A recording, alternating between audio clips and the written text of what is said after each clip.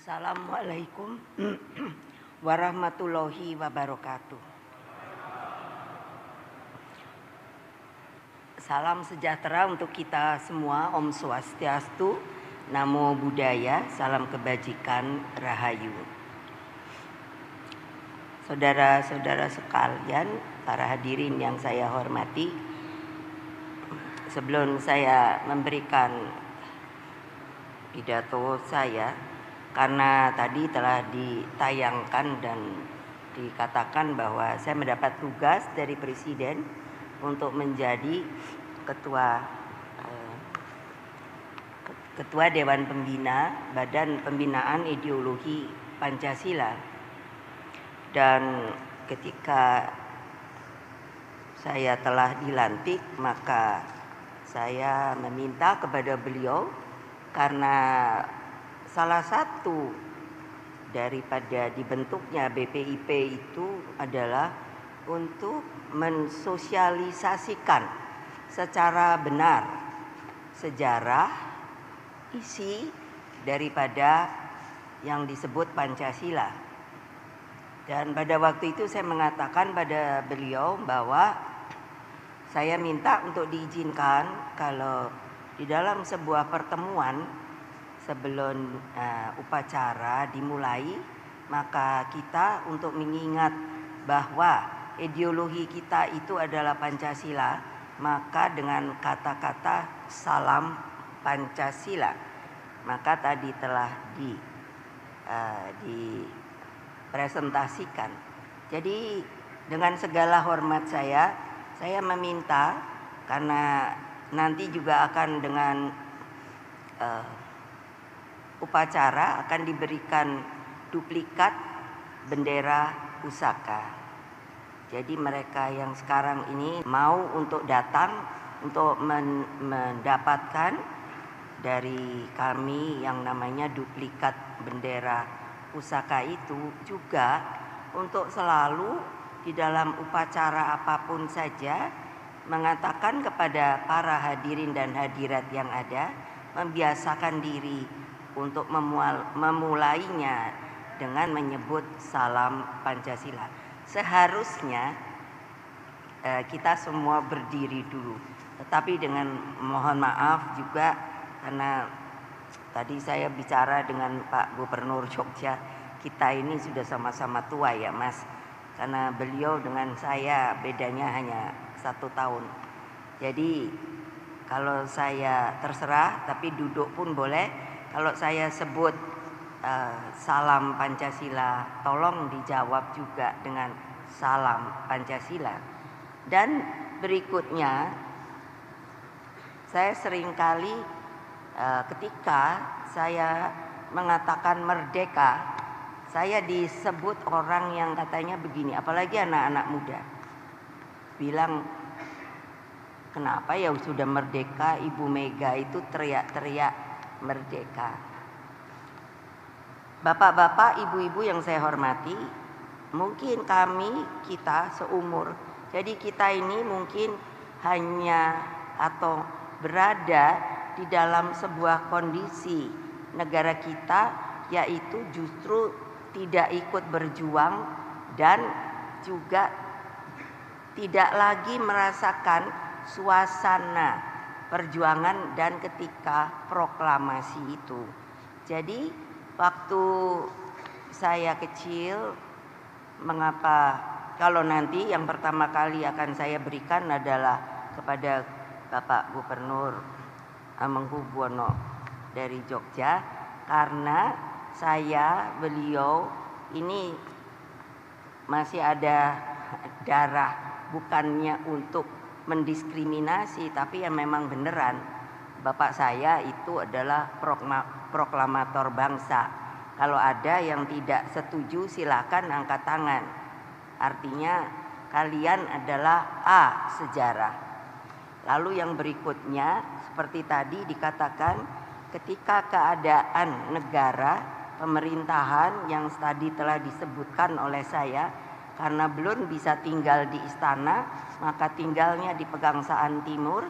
Tapi karena pada waktu itu, kalau kita ingat sejarah, yang namanya Jepang sudah dinyatakan kalah, sekutu mau masuk dan Belanda dompleng untuk masuk kembali, sehingga dengan demikian atas permintaan dari Bapak Sultan Hamengkubuwono ke-9 meminta kepada Bung Karno dan yang lain-lain pindah ke Jogja, dan pemerintahan sementara dibuat di Bukit Tinggi. Mari silakan baca saja sejarah bagi yang mereka belum pernah membaca sejarah Republik Indonesia. Nah, dengan demikian maka pada waktu itu saya banyak sekali bertemu dengan para pejuang, karena saya satu-satunya yang lahir di Istana Jogja, karena setelah kami pindah itu. Nah, ternyata tadi juga telah saya katakan, Belanda masuk ke Jogja dan Bapak dan yang lainnya pun lalu dibuang ke Bangka, dan ibu saya tadinya disuruh tetap tinggal di istana, tapi ibu saya tidak mau.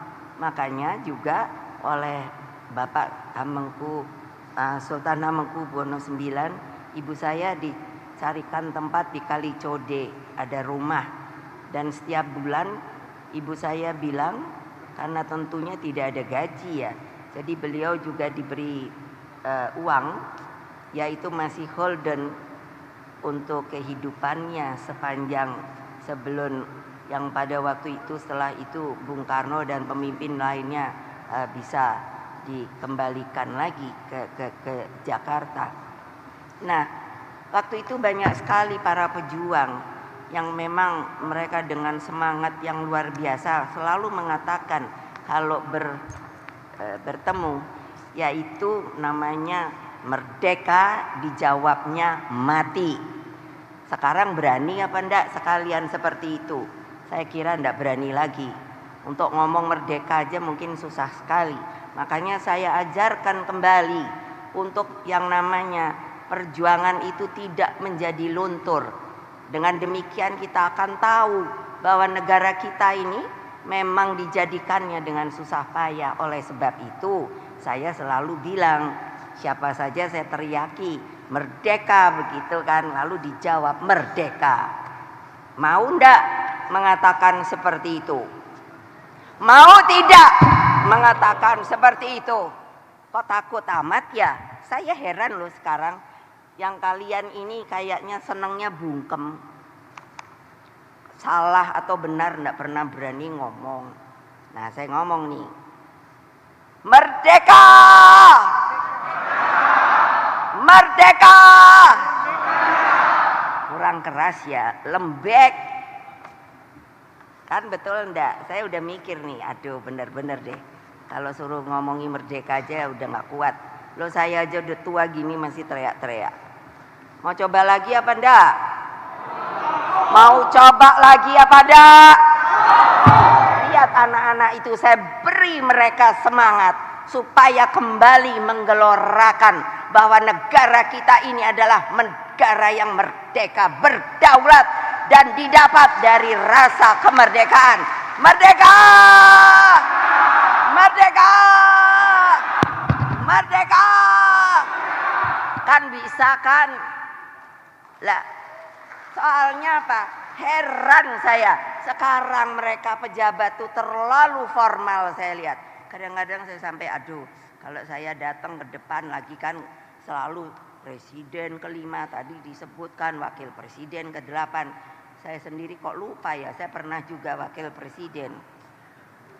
Karena terlalu sekarang itu saya bilang pada senior-senior saya, pada Pak Tri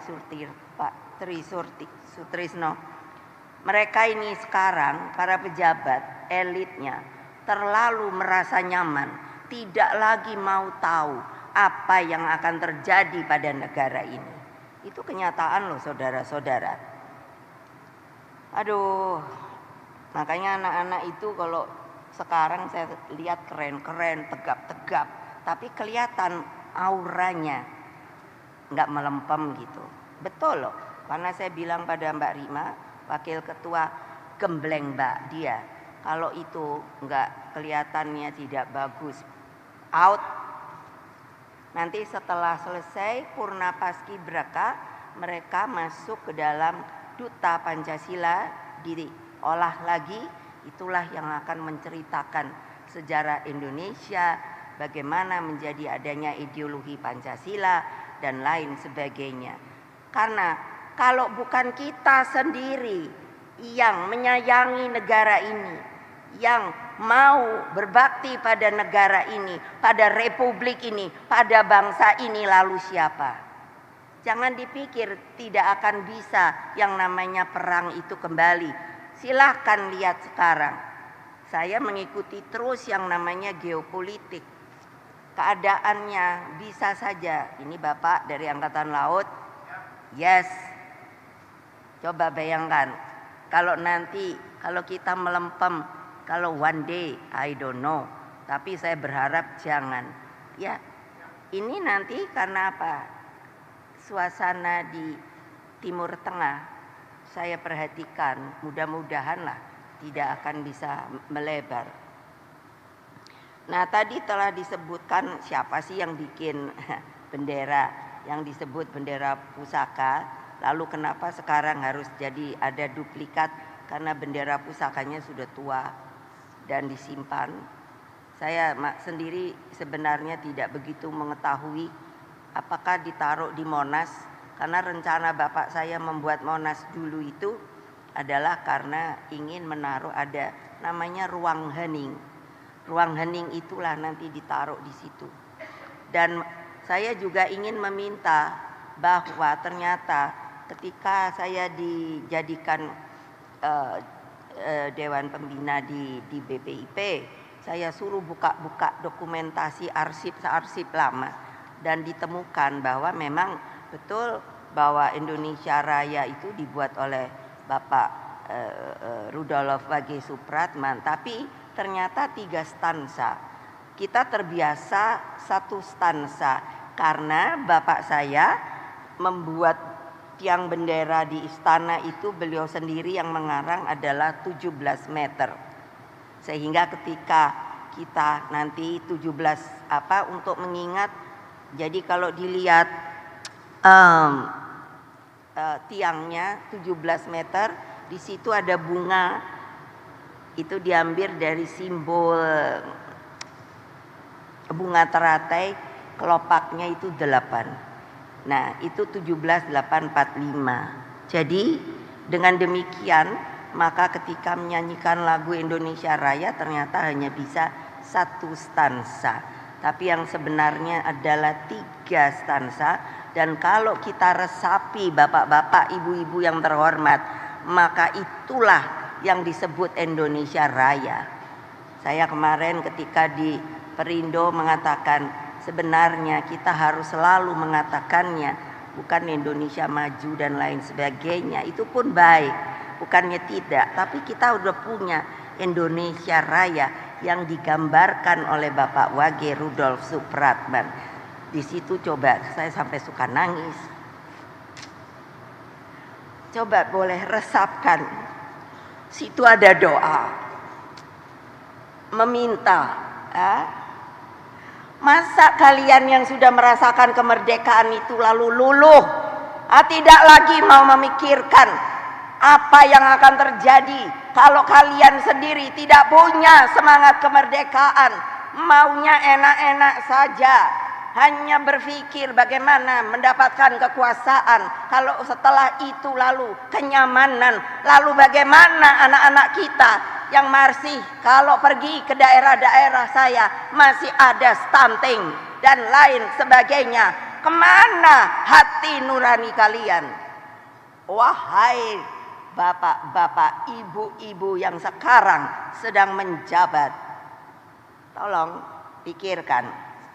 Saya kalau pidato memang begini, tidak bisa kalau saya suruh lembek-lembek, karena saya sendiri lalu mikir hidup saya ini kalau lembek, kalau saya rasa saya sendiri tidak bisa menerima, karena diajarkan oleh bukan hanya bapak ibu saya, kakek nenek saya, para pejuang dan lain sebagainya. Alhamdulillah saya ketemu, kalau mungkin ada dari kalangan tentara, dulu ada namanya TP, ada namanya TRIP.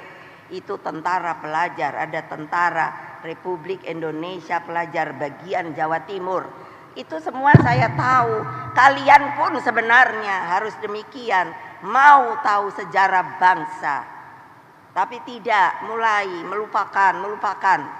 Sehingga akhirnya kita akan menjadi sebuah negara, saya khawatir, negara yang lemah. Tidak punya kebanggaan kembali sebagai bangsa yang besar. Coba ya, kan saya tadi bilang nggak ada kemerdekaan Indonesia itu diberi. Nggak. Ribuan orang gugur pada peristiwa 10 November tahun 45 di Surabaya. 19 Oktober itu ada para pemuda naik ke Hotel Yamato untuk merobek bendera Belanda yang namanya merah, putih, biru. Dirobek. Sekarang masih ada nggak keberanian kayak gitu? Saya sendiri nggak tahu.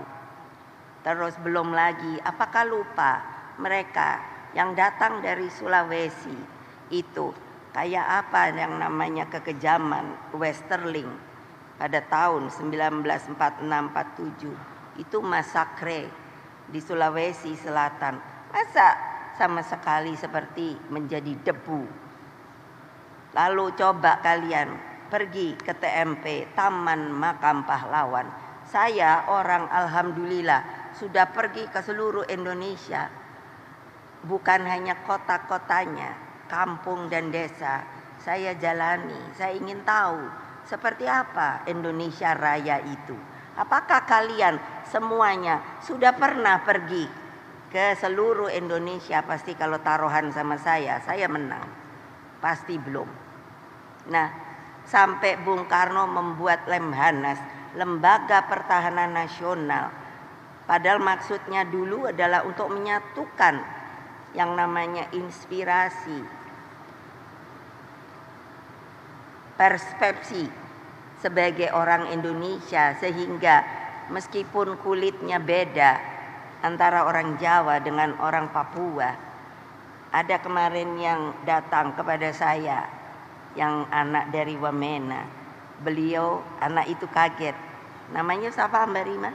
Yang dari Wamena? Ya? Lili. Nah, dia kaget ketika kamu dari mana kan? Dari Wamena. Saya kalau dari timur itu dipanggilnya Mama. Oh, saya sudah ke Wamena. Kamu pernah makan belum? Namanya udang selingkuh. Kaget dia. Kok Mama tahu udang selingkuh ya? Ada. Sudahkah kalian pernah makan udang selingkuh? Angkat tangan. Namanya udang selingkuh. Adanya di sungai apa itu? Besar. Coba bayangkan. Jangan hanya ingin pergi ke luar negeri saja. Datanglah ke seluruh daerah. 38 provinsi, saudara-saudara. Coba bayangkan. Masa hanya begitu saja tidak mau untuk melihat republik kita yang tercinta. Lalu bagaimana? Apakah hanya ingin mendapatkan kuasa hanya dengan mendatangkan menjadi pejabat? Nonsens. Nggak langgeng. Bayangkan di TMP saya bawa anak-anak saya, cucu-cucu saya untuk nyekar. Dan saya suruh cari yang pertama adalah apa? Nisan tanpa nama. Coba boleh dicari. Ada. Sampai mereka, itulah yang saya bikin untuk menimbulkan semangat. Bertanya mereka, kenapa mereka tidak ada nama yang lain? Ada nama. Karena mereka bakti itu tidak bisa dibeli, tidak bisa dijual. Mereka rela berkorban tanpa nama. Silakan. Pergilah ke TMP sini. Kalau tidak ketemu ada. Jadi hari-hari ini di BRIN saya pun diminta untuk menjadi ketua Dewan Pengarah di sana. Saya suruh bagaimana ya untuk melihat kerangka lagi yang mereka tidak bernama. Karena sekarang dengan ilmu teknologi sudah bisa dengan melihat DNA-nya. Tapi lalu mereka bilang, saintisnya, ibu bagaimana mau dicari? Namanya aja nggak tahu. Iya ya, nggak ada yang lapor ya kehilangan anak. Ya itu kan zaman dulu Ibu. Aduh sedih saya.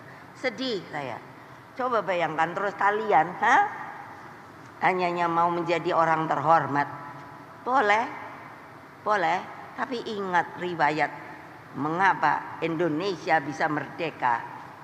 Saya bilang begitu. Sampai hari ini kalau saya ngomong, saya minta supaya katanya kita berdemokrasi. Siapa yang nggak setuju angkat tangan, catat nama, telepon sini, datang ke saya, diskusi. Nggak ada loh, nggak ada. Nggak tahu nggak berani atau memang mengakui apa yang saya katakan. Bangkitkan kembali yang namanya kesejarahan kita itu. Angkatan laut, angkatan udara. Saya tahu Laksamana pertama adalah Bapak Subiakto. Betul apa tidak? Saya kenal pribadi. Ayo, ceritanya saya tahu. Istrinya adalah Ibu Rahmi. Ibu Rahmi itu siapa? Istrinya Pak Hatta. Saya kenal. Jadi saya bilang sama Mas Hamengku, Mas, orang kayak kita nih udah tinggal berapa Mas yang mengetahui bagaimana membuat republik ini ya? Beliau bilang iya ya Mbak. Lah iyalah, orang sekarang maunya keren aja. Coba bayangkan, KSAU-nya siapa? Pak Surya Dharma. Gampang saya ngomong dan ketemu, bukan yang enggak. Jadi saya nih apa sih istilahnya, sejarah hidup yang ngelihat sendiri perjuangan itu seperti apa. Bapak saya, bayangin umur 16 tahun loh mulai berpolitik di Jawa Barat. Mana perwakilan dari Jawa Barat ada apa tidak? Mana? Oh, terima kasih Pak hadir. Bayangkan umur 16 tahun loh Pak, mulai dia berpikir kenapa kok kita dijajah. Padahal dia sekolah di ITB, dulu apa ya namanya. Sampai kalau sama profesornya bapak saya bilang, dipanggilnya apa? Inlander Soekarno. Kalau kamu mau pintar, cepat-cepat kamu jadi insinyur. Gitu. Inlander, tahu nggak Inlander? Seperti orang yang inlander apa ya, tidak diakui. Bayangkan dia sudah tahu keluar masuk penjara, dibuang ND, Bengkulu, Bangka, Perapat. Coba bayangkan, suka miskin itu langganannya. Kalian tidak punya nurani, kalian tidak punya etika, kalian tidak punya moral. Ayo pikir bapak-bapak, ibu-ibu terhormat. Apakah begitu sekarang Indonesia Raya itu ada makhluk-makhluk manusianya? Saya nggak bisa kalau terus nggak boleh ngomong Bu, nggak boleh ngomong. Enggak, saya punya mulut. Hak saya untuk berbicara. Kalau mengakui negara kita adalah negara demokratis. Tolong diingat, kebetulan nih, karena saya tadi udah dari kemarin saya udah minta siapa aja sih PJ-PJ-nya yang datang, gubernurnya siapa aja sih? Ya, karena saya ingin ngomong seperti ini. Nggak tahu sadar apa tidak, nanti akan kelihatan. Karena apa? Di dalam Undang-Undang Dasar Republik Indonesia tahun 1945, setiap warga negara mempunyai hak yang sama. Kalau saya salah ngomong, tidak laki, tidak perempuan. Jadi artinya jangan ya macam-macam. Ya dong, gimana sih udah diberi hak yang sama? Tidak ada dari presiden sampai kaum papa, haknya sama. Ingat. Begitu juga dalam pemilu langsung haknya sama. Jadi berikan kepada rakyat hak mereka. Jadi kalian, saya minta sungguh-sungguh jangan tidak netral. Jangan tidak netral. Saya akan tahu kok. Tapi saya gini loh, saya elus dada saya. Hah. Tadi sebelum ke sini ada siapa itu enggak tahu ngomong. Yang namanya apa? Mengatakan katanya saya tidak ini sama presiden. Lo enaknya lo dia ngomong kayak gitu. Lo saya sama presiden ya baik-baik aja. Emangnya kenapa? Hanya karena saya dikatakan karena saya tidak mau ketika diminta 3 periode atau karena saya katanya tidak mau perpanjangan. Loh, saya tahu hukum kok. Mana yang ahli hukum angkat tangan? Itu kan ranahnya namanya konstitusi. Ya saya tidak punya hak loh mengatakan boleh apa tidak. Itu kan mesti majelis permusyawaratan rakyat. Karena apa? Ketika dari yang namanya presiden seumur hidup itu waktu reformasi kan dirubah itu TAP MPR. Saya tanya pada ahli tata negara, apakah MPR yang sekarang disamakan ini TAP-nya itu masih berlaku? Yes. Ada yang mau nyanggah? Ahli hukum tata negara? Ya, silakan. Toh, lihat. Karena saya ngomong kebenaran. Saya nggak mau republik ini rusak. Dan rusaknya oleh kalian sendiri, orang Indonesia yang sudah tidak merasa lagi yang namanya kita harus bergotong royong, harus kekeluargaan, tidak ada lagi yang namanya Bhinneka Tunggal Ika. Gimana ya? Terus kalian mau jadi apa? Elit aja. Wah, kalau udah dibilang elit luar biasa.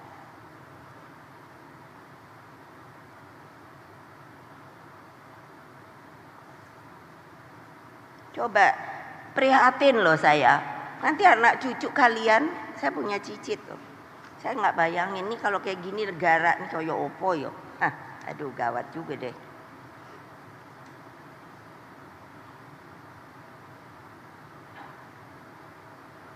Bayangkan ya, coba ya, bukan saya menyanjung bapak saya sebagai bapak, tentu sebagai bapak saya sangat hormati. Tapi dia adalah seorang manusia Indonesia loh, yang visioner loh. Mengapa sampai dia berupaya membuat konferensi saja Asia Afrika yang namanya gerakan non-blok dan lain sebagainya. Akibat itulah begitu banyak yang namanya apa? Negara-negara terjajah itu menjadi merdeka. Tolong dong pikirkan. Jadi kalian tuh maunya jadi apa ya? Saya sendiri. Loh karena hidup saya itu udah menurut saya unik. Unik loh. Saya anak presiden. Tinggal karena bapak saya presiden. Wah, semua orang gini-gini di Istana Merdeka sono. Saya boleh tidur di Istana Jogja. Saya lahir di situ. Karena anak presiden. Setelah Pak Harto, bapak saya diturunkan. Terus kami, wah orang langsung gak ada yang mau kenal kami. Wah saya rakyat biasa. Ini pengalaman hidup loh, bukannya subjektif, itu kenyataan. Coba bayangkan, dengan demikian, lalu ya saya tidak apa-apa. Saya bilang hanya saudara-saudara, kita hidup yang benar. Jaga nama bapak kita. Akhirnya masuk politik. Ya akhirnya presiden lah, wapres lah. Sampai sekarang saya masih laku. Iya maksud saya laku, dikasih kerjaan. Saya nggak minta. Saya suka guyon sama ibu Menteri Keuangan. Saya baru tahu karena saya nggak pernah mikirin. Ternyata di apa itu PNS ya. Itu gaji itu nggak boleh 2 ya. Saya baru tahu loh, beneran loh. Saya kan megang BPIP sama BRIN. Ternyata yang di BRIN saya nggak dapat gaji loh. Coba bayangkan kalau saya mau berontak kayak apa? Enggak, saya oke aja. Oke, nggak apa-apa mbak. Saya bakti saya pada negeri kok. Kalian tuh mestinya begitu loh bapak-bapak, ibu-ibu. Maaf ya, saya ajari bakti pada negeri tahu. Nah, siapa yang nggak mau ngangkat tangan? Jantan kalau laki-laki, kalau perempuan bingung juga saya manggilnya apa. Pokoknya jangan pengecut. Betul loh. Saya sengaja ini nggak ada yang tahu kalau saya mau gini. Karena saya pikir, kapan lagi ketemuan nih? Gitu. Padahal belum ketemuan sama yang benar kan. Cuman berapa orang ya gubernur sekarang yang masih? Berapa ya? Hah? Berapa ya? Hah? Yang datang? Atau yang masih? 10. Masih ke sini? Ada? Bukan? Ada? Atau diwakili? 10 Bu yang ada. Lah ya. Yang lain kan PJ kan? 14 PJ.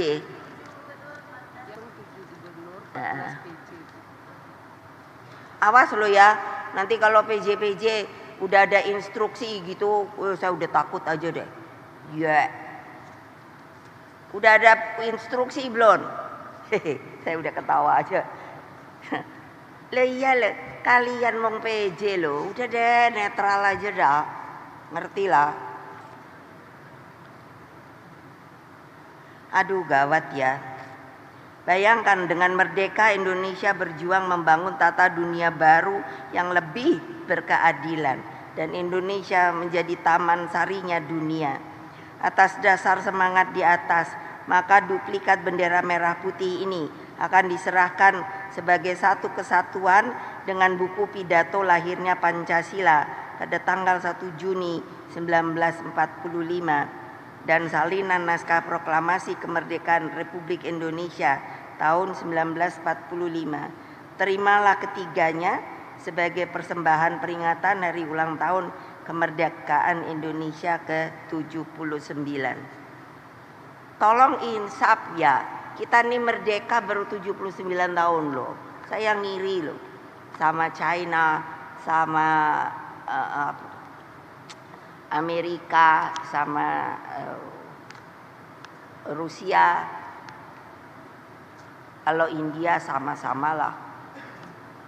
Bayangkan loh, Amerika itu kan sudah 200-an tahun. Meskipun dia itu beda sama kita. Kayak dalam artian ideologinya dan lain sebagainya. Tapi anak sekolah ketika saya pernah diundang ketika di DPR itu hampir 40 hari 4 fraksi, lalu saya disuruh beri ceramah ke sekolah apa, wah saya anak SD, kalau ketika saya tanya siapa bapak bangsamu itu berdiri loh, langsung berdiri, George Washington. Gile batin gua. Luar biasa. Sekarang ayo boleh, ayo. Saya sampai nanya sama Pak Madi Makarim, Merdeka Belajar itu apa toh? Betul loh. Maaf ya bapak-bapak, ibu-ibu, kita ini menurut saya loh boleh dong kalau nganggap Indonesia ini demokratis. Saya hanya tidak ada mau menjelekkan, cuman mikirinnya gitu loh. Kok kita nih kayak poco-poco, ganti pemimpin, ganti aturan. Yang udah baik nggak dipikirin, pokoknya mesti ganti aturan. Lah itu saya sampai mikir 200-an tahun dan konstitusinya kalau dihitung baru berapa kali ya? Siapa yang tahu ya? Yang namanya Declaration of Independence itu. Kalau nggak salah nggak sampai 10 kali. Kebayang nggak? Kebayang nggak?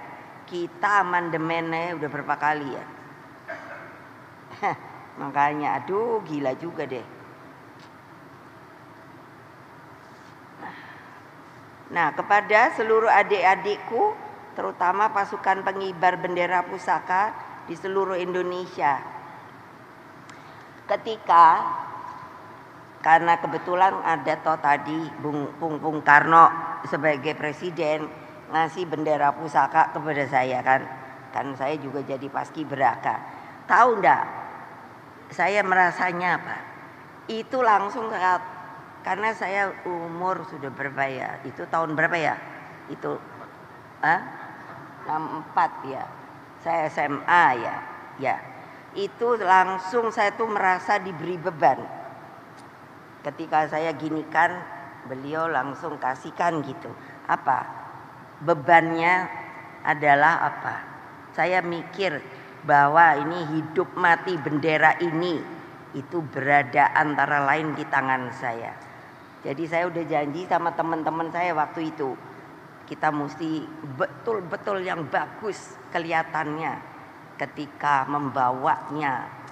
Itu lalu Pak Mutahar itu luar biasa, yang tadi saya cerita dia menjadi pandu saya dan tetap disuruh kerja sama bapak saya. Jadi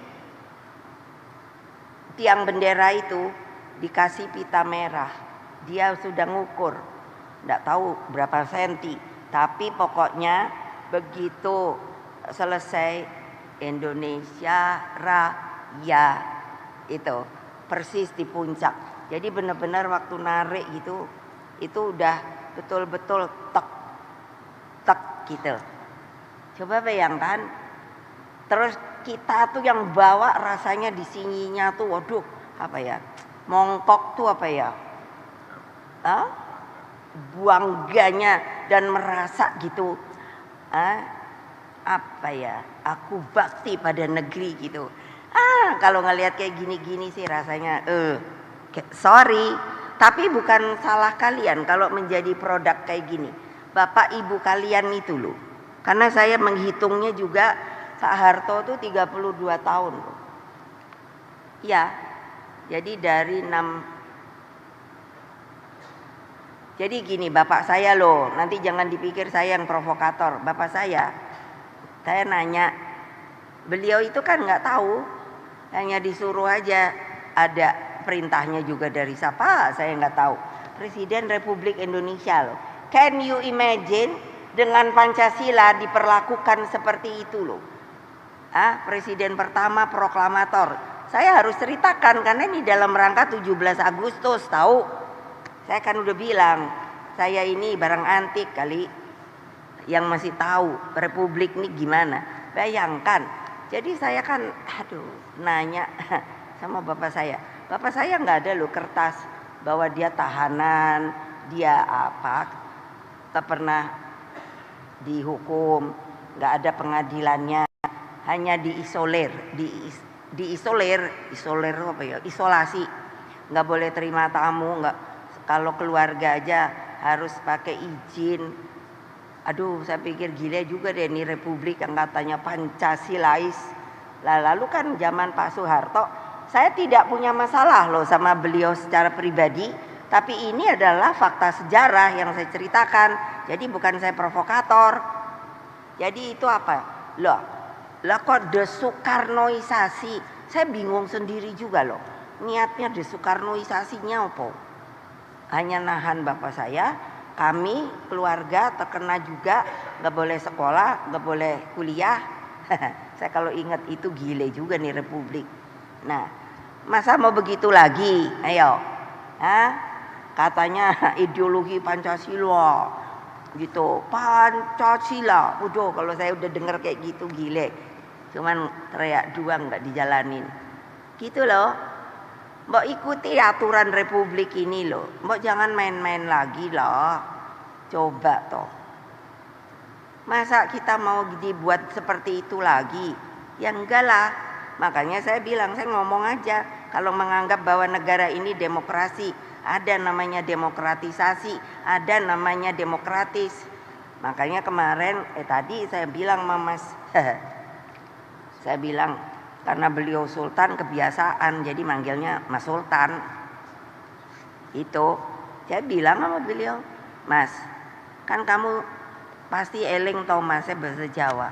Waktu mau reformasi, kan kita dipanggil Gus Dur bertiga jadinya, mau ngomongi reformasi. Ingat beliau bilang, "Ge Mbak, ingat." Nah, bayangin loh. Terus sekarang apa? Biarin dah, itu pilkada tuh jalan deh yang bener aja, nggak usah dah pakein TSM gitu loh, terukur apa kuyo, terstruktur, sistematis, masif. Udah deh, nggak usah lah. Kasihlah hak tuh pada rakyat. Rakyat tuh jangan dibodohi melulu toyo, kesian. Kalau saya ketemu sama rakyat, kamu tadi nyoblosnya kemarin, aduh kesian deh. Kamu kemarin nyoblosnya siapa? Ibu. Kita kepinginnya milih yang ibu pilih. Lah ya sopo, gitu kan? Pak Ganjar. Terus, lah tapi kita disuruhnya yang sono, gitu lucu gak? Pergi deh temuin rakyat, ngomong dah. Ini kenyataan loh, mau saya buktikan. Nah, nanti dibilang saya provokator. Ini kenyataan Republik Indonesia yang saya cintai. Kalian cintai apa tidak? Kalian cintai apa tidak? Ya nggak bisa apa ngomong keras. Dari sini keluarnya kata-kata itu bukan hanya karena lip service, nyep-nyep. Cinta apa tidak sama Republik ini? Nah, orang bisa kok terus terang, apa takut mau ditangkap? Nah, bener. Lah ya, emangnya polisi itu yang nggak capek kalau nangkap melulu? Mana polisi? Ada nggak di sini? Lo polisi itu padahal saya lo yang belah. Enak aja. Nanti saya dibilang Ibu Mega provokator. Saya mengatakan kebenaran. Ya dong. Republik ini dibangun oleh para pendiri republik untuk menjadi azas kekeluargaan, gotong royong, bukan saling mengintimidasi, bukan saling menekan. Untuk itulah maka Bung Karno sebenarnya berkorban pada waktu itu supaya jangan terjadi namanya perang saudara. Tahu? Dia biarin aja. Saya sampai bapakku nih ngapain udah lemes. Karena dianya dengan bilang dengan baik, saya nanti kalau saya yang membuat republik ini sendiri Mega, dan saya tidak mau. Karena apa? Pada waktu itu terbelah, rakyat masih banyak yang sayang Bung Karno, pro. Masa mau begini? Dak, gitu. Nanti kalau namanya bapak-bapak yang orang lain masuk ke dalam negara kita, mau apa kalian? Kesiapan kalian apa? Angkatan Laut. Ayo. Saya pernah presiden loh, jangan lupa. Saya pernah panglima tertinggi. Betul apa tidak? Iya. Jadi saya tahu kayak apa keadaan kamu. Gitu loh. Gila deh kadang-kadang. Republik ini mau diapain tahu? Ya, saya sengaja ngomong gini supaya gak ada yang tahu. Saya sendiri aja. Ini kesempatan deh ada gubernur PJ yang keren-keren gitu orangnya. Yeah. Tapi terus rakyatnya piye? Loh saya kan orang yang senang ke lapangan, diam-diam aja. Tuh gubernur saya Pak, itu Sulut itu, Oli Dondo Kambe. Kali dia pusing juga kalau ngelihat aku marah-marah. Untuk apa aku jadikan kamu gubernur gitu? Karena dia orang kita, orang saya. Tapi kalau yang lain saya nggak berani, diam aja. Tapi lama-lama kok saya mikir, enggak ada, gue barang antik, gue ngomong aja, ingin tahu reaksinya. Iya, paling juga mau ditangkapnya sama Sopono, sama polisi. Kan saya udah bilang, ntar gue datengin dah Kapolrinya. Gitu kan, susah amat sih. Lah ya dia juga kan, aduh ilah. Kapolri itu kan juga bagian dari Republik Indonesia. Masa mau nangkepi orang nangkepinya yang bener no. Jangan pilih kasih no. Berkeadilan dengan peri kemanusiaan. Gitu loh. Terus mau diapain? Kan ini hanya karena sepertinya suasana kebatinan yang saya lihat. Semua orang kayaknya tuh cari selamat. Lebih baik kita ikut saja. Tidak peduli. Biar saja. Saya nggak bisa karena bapak ibu saya itu petarung, tahu nggak? Ibu saya mana mungkin kalau dianya cengeng berani suruh bikin bendera. Ayo pikir mana ibu-ibu tuh Pikir. Nah, udah ya kebanyakan. Jadi nanti buat adik-adik itu ingat, begitu mulai langkah tegap, betul enggak? Iya toh? Iya, saya kan dulu juga ingat begitu langkah tegap, gerak, dak, juk gitu, rasanya enak banget. Di sini tuh langsung dak gitu loh. Ya, nanti gitu rasakan. Terus apa yang bawa siapa Mbak saiki? Oh, belum ada. Ya nanti suruh dianya ini kelihatan gitu loh. Nah, yang lucu nih, ini sejarah. Padahal Bung Karno itu karena sayangnya sama bendera pusaka. Saya sudah tanya nih berkali-kali ada yang tahu. Jadi ketika Bung Karno keluar, dia lupa tidak membawa baki. Padahal baki itu yang saya bawa dan saya tahu. Karena kalau sudah mau 17 Agustus gini, itu di apa namanya? Disepuh tuh loh. Karena itu perak. Kalau ininya tuh karatnya, kalau perak apa ya? Apa sih, kalau emas kan 24 karat gitu ya. Berat loh. Saya karena yang membawa sering kali loh, jangan dipikir karena anak presiden nggak kena hukuman, kena. Karena berat kan mestinya begini. Itu lama-lama nurun. Jadi saya dihukum, disuruh begini. Panas-panas loh Pak Olia. Gini. Toto melorot lagi. Hai, kapan habisnya nih hukuman, suruh naik lagi. Karena itu tidak ditemukan. Nah, siapa tuh yang ngambil nggak tahu dah. Betul. Ini fakta sejarah yang tersembunyi. Padahal itu adalah untuk bawa tuh bendera. Jadi semua jangan berpikir bahwa itu ada yang merencanakan, kecuali hanya Bung Karno. Beliau begitu cintanya sehingga beliau sudah berpikir dengan jauh nanti. Karena beliau, ibu saya itu seniman. Jadi meng-create, harus begini, begitu loh. Saya sangat bisa melihat ditaruhnya nanti begini, begitu. Jadi nanti bapak-bapak, ibu-ibu, saya mohon jangan dikelelerkan bendera duplikat itu. Hormat kalau bertemu, karena kalau tidak ada bendera itu maka kita pun akan menjadi orang papa dan hina. Bayangkan kalau boleh lihat di Afrika masih banyak negara-negara yang belum merdeka atau pecah dan lain sebagainya. Jaga, awas kalau enggak, kan jahat, saya mau diapain gitu. Lah saya aja kayak mau diapain.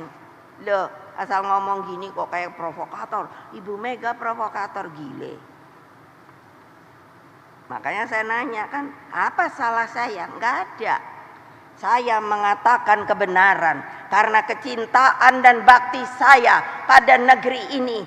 Dan karena pengorbanan begitu banyak rakyat Indonesia sebelum merdeka dan sesudah merdeka. Kamu harus ingat kepada hal-hal itu, saudara-saudara. Awas kalau kalian hanya egois. Awas kalau kalian hanya maunya untuk keenakan diri sendiri dan keluarga kalian. Demikian, terima kasih. Wassalamualaikum warahmatullahi wabarakatuh. Salam Pancasila. Merdeka! Merdeka! Merdeka! Terima kasih kepada Ibu Ketua Dewan Pengarah BPIP atas arahannya. Di antara banyak sumber informasi, kami layak dipercaya. Karena kami menggali lebih dalam, berpihak pada kebenaran,